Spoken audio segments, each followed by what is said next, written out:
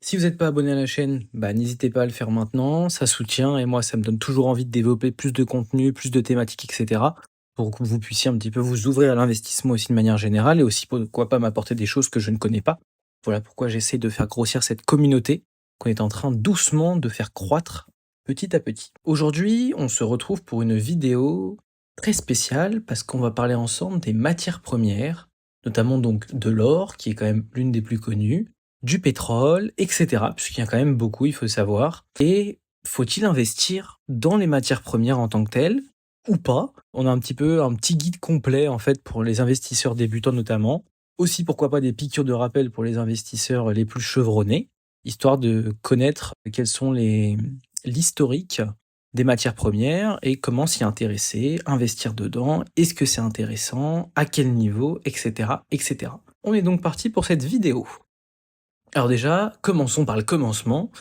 Qu'est-ce que les matières premières? Parce que c'est bien beau, on parle de matières premières assez régulièrement, mais globalement, qu'est-ce que c'est? Et en fait, il y a beaucoup de familles différentes dans les matières premières. Bien sûr, il y en a, vous allez voir, qu'on utilise extrêmement souvent, qui sont un petit peu potentiellement du produit du quotidien pour certains. Et donc ça joue énormément sur nos investissements, parce que si c'est très consommé, ça peut être très intéressant. Alors, ce sont des biens tangibles essentiels à l'économie mondiale. Donc ils sont regroupés en notamment 4 catégories vraiment distinctes. Donc vous avez les métaux précieux, ça c'est globalement les plus connus avec les énergies je trouve.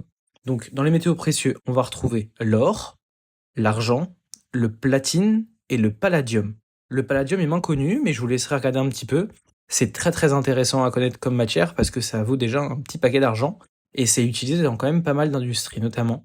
Et dans pas mal aussi de bijoux, etc. Vous avez pas mal de choses qui sont faites avec du palladium. Ensuite, comme vous pouvez voir, on a l'énergie. L'énergie, c'est franchement une des matières premières qu'on connaît le mieux, parce qu'on a le pétrole dedans. On a le pétrole, le gaz naturel et le charbon, même si le charbon, on essaie de le réduire au fur et à mesure par rapport à l'écologie. On a un domaine légèrement moins connu, mais quand même avec des matériaux qui sont assez utilisés, notamment le tout premier qu'on connaît, parce que en physique-chimie, on en a peut-être parlé, etc., etc. On en utilise aussi pas mal dans certains composants. Vous avez le cuivre.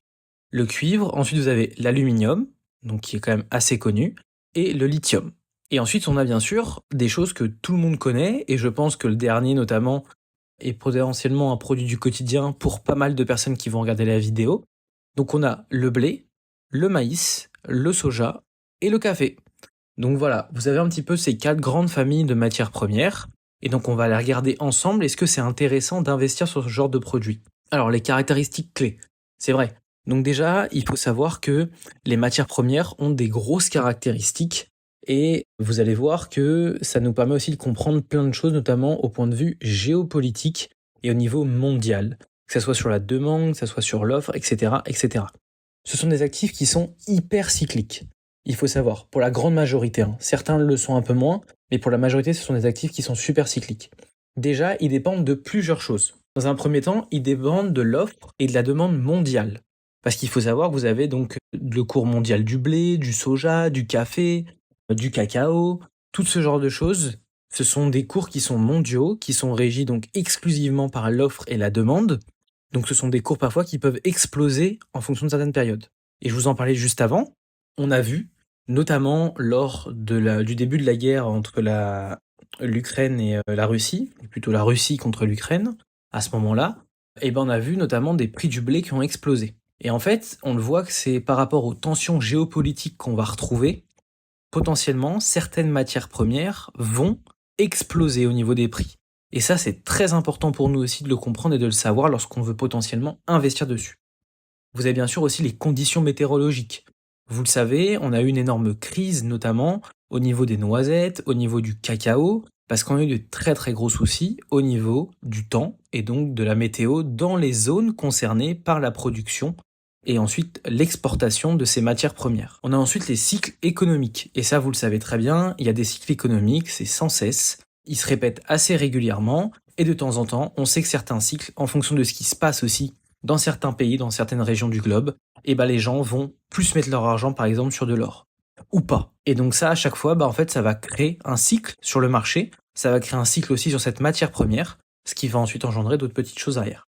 Donc on a une volatilité qui est élevée, mais on a un potentiel de diversification qui est quand même très important. Pourquoi il serait intéressant d'investir sur les matières premières? Déjà, c'est super parce qu'on a une diversification qui peut être extrêmement importante. On a des réactions différentes des actions et des obligations. Ça, c'est aussi super pour nous parce que ça nous permettrait de se protéger, mais aussi de s'exposer un petit peu. On a une protection contre l'inflation. En effet, vous avez pas mal d'actifs qui sont liés donc aux énergies, aux matières précieuses, parfois à l'alimentation aussi, qui résistent quand la monnaie perd de sa valeur. Et ça, c'est très important. Et c'est aussi, de temps à autre, et vous le savez notamment pour l'or, une valeur qui peut être refuge. Parce que l'or devient un petit peu une assurance en temps de crise. Imaginons scénario catastrophe, l'euro s'effondre. Et ben les gens préféreront s'échanger de l'or que de l'euro. Parce que l'euro aura chuté. Ensuite, on a les opportunités sectorielles. Et ça, c'est très important. Parce que c'est très très mis en avant par les investisseurs, mais ça peut aussi vous aider énormément sur comment placer votre épargne, etc. sur ce genre de produit. Alors, on a la grosse transition énergétique qui est extrêmement importante, qui est mis énormément en avant, les panneaux électriques, les éoliennes, les énergies renouvelables principalement. Et donc là, en fait, on a une explosion, notamment de l'utilisation du lithium et du cuivre. Bah oui, parce qu'il faut produire tous ces petits circuits imprimés, etc., etc. Tous les objets en fait qui fonctionnent pour l'énergie renouvelable. Ensuite, vous avez quand même le pétrole qui est toujours vital. Parce que malgré les énergies renouvelables, c'est quand même notre source d'énergie numéro 1. Là, on essaie de switcher vers les énergies plus vertes, que ça soit l'électricité faite à partir de barrages, etc. On aura toujours besoin du pétrole. Et l'argent. L'argent, en effet, il y a beaucoup de spécialistes qui disent que l'argent dépassera l'or d'ici peu de temps, parce que l'argent est beaucoup plus utilisé que l'or dans l'industrie. Et l'industrie, on sait que ça utilise beaucoup des grosses quantités, et que l'argent, il y en a normalement un peu moins que prévu aussi sur Terre. En tout cas, on n'a pas trouvé encore des mines énormes ou des filons extrêmement importants, ce qui fait que le métal industriel plus la valeur refuge est très importante, parce que ça nous permettrait aussi d'avoir en même temps une certification de non problématique à toute inflation qui pourrait arriver, et comme on sait qu'en plus on a un métal qui est utilisé énormément au niveau industriel, et ben c'est encore plus intéressant. Attention, et là c'est vrai, on va mettre un gros point d'exclamation, on a une volatilité qui est énorme. Hein. C'est des prix qui sont influencés par la politique, par la météo, par les guerres, par des différentes problématiques outre. On n'a pas un rendement passif. En effet, contrairement aux dividendes, aux loyers qui peuvent être payés, on n'a pas ce rendement passif, on achète la valeur, on la revendra plus tard. Ce sont des cycles aussi qui sont extrêmement marqués. Mais malheureusement, il faut essayer de timer ses entrées parce qu'on a des risques très importants d'entrer au mauvais moment sur ce genre de marché, parce que on a comme je vous l'ai dit, des cycles. Et si on arrive au mauvais moment du cycle, on achètera beaucoup trop. Et le coût de stockage, en effet, sécurité et assurance nécessaires, en fonction de ce que vous achetez aussi. Si c'est de l'or en quantité, faut quand même éviter de le laisser chez soi, potentiellement. Après, vous pouvez acheter de l'or dématérialisé, etc., etc. Ça, c'est possible aussi. Comment investir? Et c'est là où j'en parlais, c'est que vous avez deux différentes manières d'investir sur ce genre de biens. Notamment, je vous prends l'or. L'or, vous avez la possibilité d'investir en physique, mais aussi en produits financiers. L'investissement physique, vous le connaissez, pièces d'or, lingots d'or, tout ce qui peut être en or. Mais ensuite, produits financiers, par contre, vous avez des ETF notamment. Et ça, c'est plutôt intéressant, parce que vous savez que les frais coûtent extrêmement peu. Les profils d'investisseurs, ça, il faut le savoir. Donc si on est assez débutant, etc., le profil prudent, il restera sur de l'or et de l'argent pour le protéger notamment et pour protéger le patrimoine. Le profil équilibré, c'est 5 à 10% en ETF de matières premières. Et le profil spéculatif, il peut balancer sur le pétrole, le lithium, via des futurs notamment, ou des actions. Je pourrais vous expliquer aussi plus tard ce qu'est les futurs. Et la règle clé, vraiment, c'est jamais dépasser plus de 10-15% de son portefeuille. Parce que ce sont aussi, comme je vous l'ai dit, des valeurs extrêmement volatiles. Allocation recommandée, voilà, je vous ai fait une petite allocation. Minimum prudent de l'or pour la protection de base. Allocation équilibrée, un mix or et ETF de commodité. Et le maximum conseillé, moi je conseillerais 15%, toute matière première. C'est vraiment un complément de portefeuille diversifié et pas une base en tant que telle. La conclusion, c'est une excellente diversification. Comme vous avez pu le voir, on a plein de choses différentes à découvrir. C'est une protection potentielle contre les crises en fonction de ce que vous choisissez.